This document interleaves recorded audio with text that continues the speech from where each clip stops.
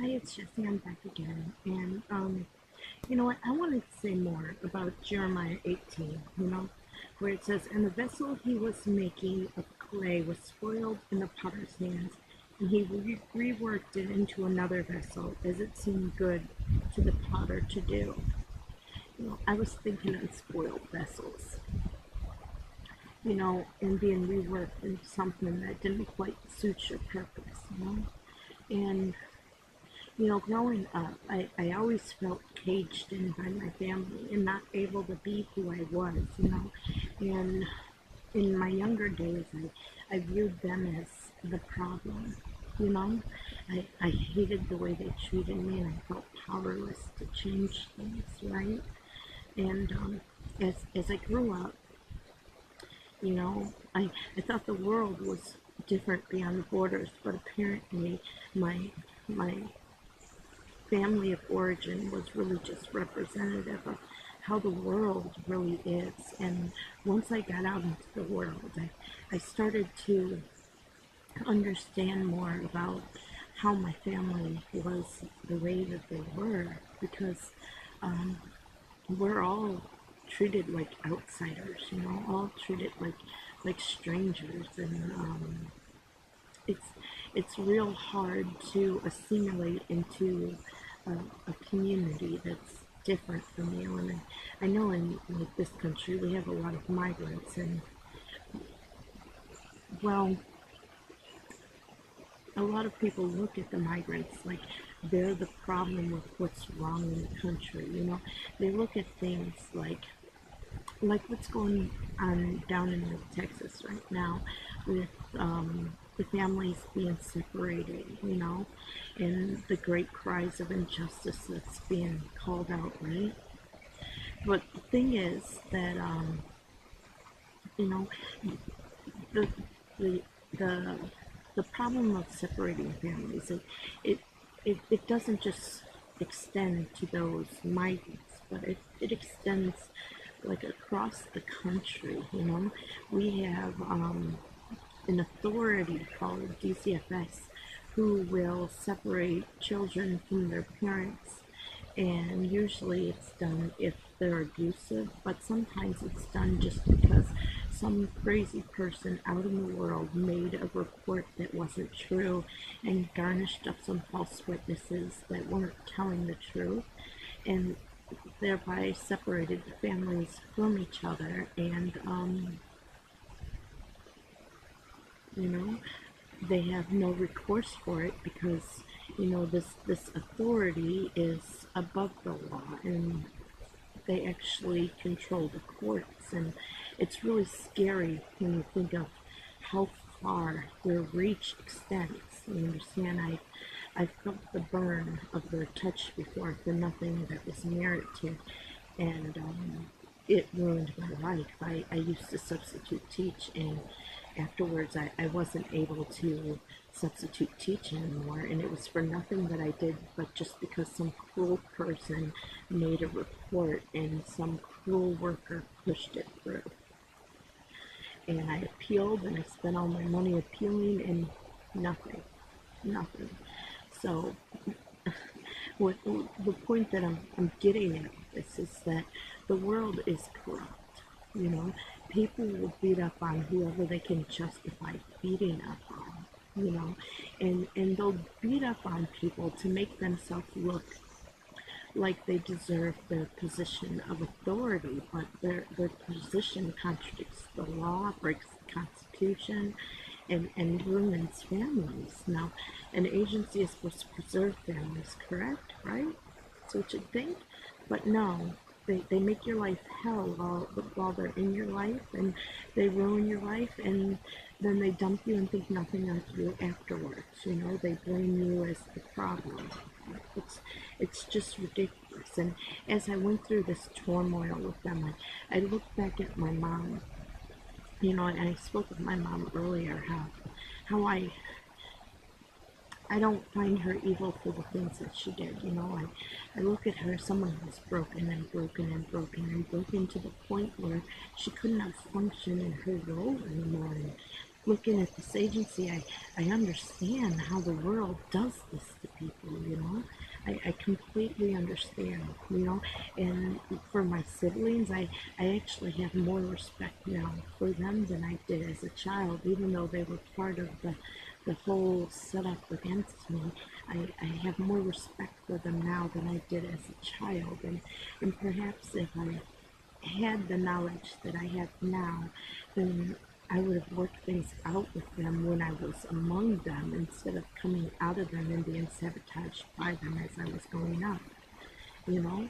So, as we're saying, it seemed good to work them into other vessels, Um, how do I say this? Um, if I had not been raised in the family in which I was raised, if I had not been able to look back on them and think about the ways in which they were broken, why they were broken, and why they acted the way they acted, I would not have understood the world, you know, in in their ways and why they act the way they act, and you know, it's um it's pretty much all about survival, right? It's all about survival, but we can't really survive without God. You understand? Because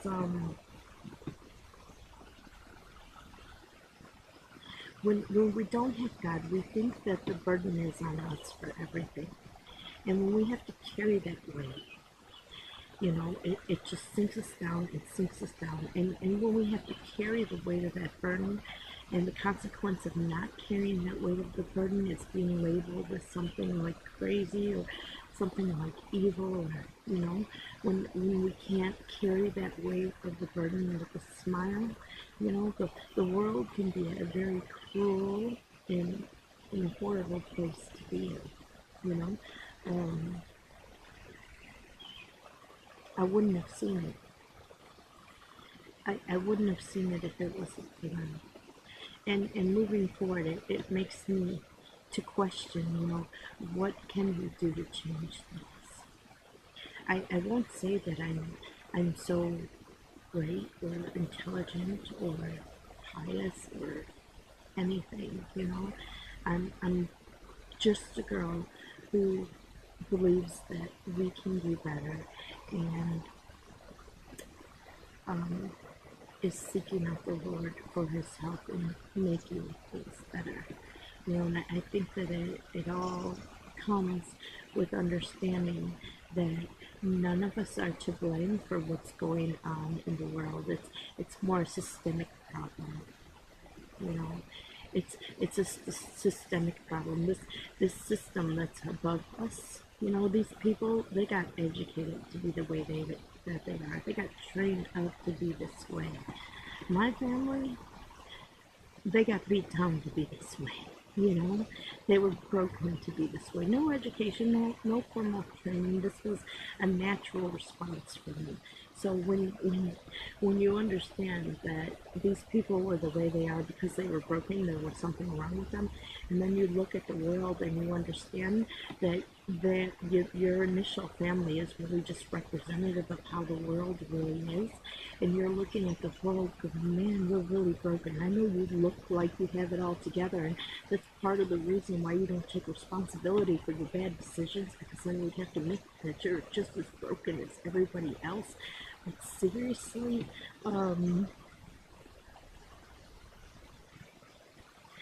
you're, the ways of the world are no good. They're no good. And if I were to read on in Jeremiah 18, yeah, this is my Bible. Tell a book by the cover, right? It was actually on clearance for $2. I'm really not that girly, but I am frugal, so I will take things that are cheap because I need a new Bible. So in 1818, they said, "Come, let's make plans against Jeremiah, for his teaching of the law by the priests will not cease, nor will counsel from the wise, nor the word from the prophet. So come, let's attack him with our tongues and pay no attention to anything he says." Okay? It's not easy to fight someone who you can't argue with. someone who just lies and keeps on going unjustified. I get Jeremiah here, right? But here's what Jeremiah says. He turns his argument to God, because this is where your argument has to go. He says, listen to me, Lord. Hear what my accusers are saying. Should good be repaid with evil? Yet they have dug a pit for me. Remember that I stood before you and spoke in their behalf, to turn your wrath away from them. Yeah, I've done that before.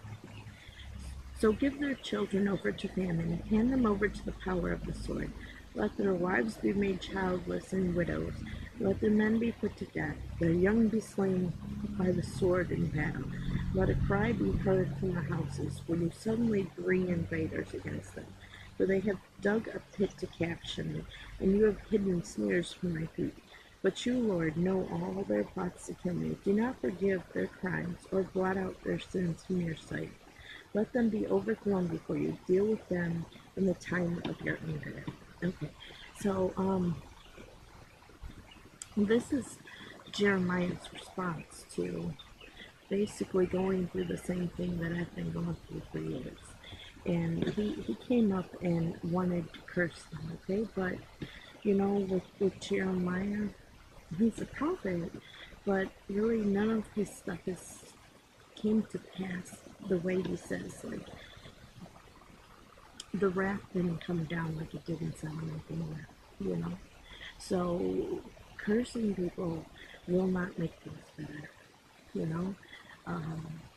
It's easy to be broke to the point where you want to break down others, right? It's real easy to be broken down in that way, but you see, it's like Jeremiah says, and the vessel he was making of clay was spoiled in the potter's hand. It's real easy to get spoiled. It's easy to turn, but wisdom has to come and remind us that we need to turn back. Just make another turn. Like Jesus made that call for us to repent, right? Like John the Baptist was out in the wilderness saying, repent and make straight the path of the Lord, right? So when we say repent, all we're doing is saying turn around. Make a turn around from your evil ways. And if you don't know how to do it, you don't have to be so afraid, because God sent us a Savior, and if you can embrace that Savior, then you don't have to pick up the burden of the how, because you know the who. And if you know the who, He's going to walk you through. He's going to help you with it, It's not an individual burden that we should all be carrying the responsibility for being the way we are, The world breaks us. It breaks us and breaks us and breaks us. And it's real hard to hear God when you're so broken. So it's real important that we rise up to accept the invitation of the Savior that God sent to us, to give Him your yokes and your burdens, and He'll give you His, His yoke is easy and His burden is light, because He don't worry about the past. He just carries on to build the kingdom in the future, right? So we really just need to fix our focus. Never mind all the burdens. Never mind what is happening. We need to get stronger and carry on. And these systemic problems that are going on, if we change our ways, we'll squeeze out the devil, and the systemic problems that are going on won't have room to work, because they only work because the horse is mounted up on a footman. They only work because they use the people. They hide behind closed doors in the dark. And if we change our standards to match standards of Jesus, we squeeze them out, and you have no room to operate. Evil don't get to rule. You don't have to cut them down with a sword. We just have to do what Jesus said. Forgive one another, love one another, cover one another. Don't worry about what happened. We've all been broken, okay? And all these things are just a consequence of being broken. So let's forget the brokenness and move on into the healing. That's my way. Praise God.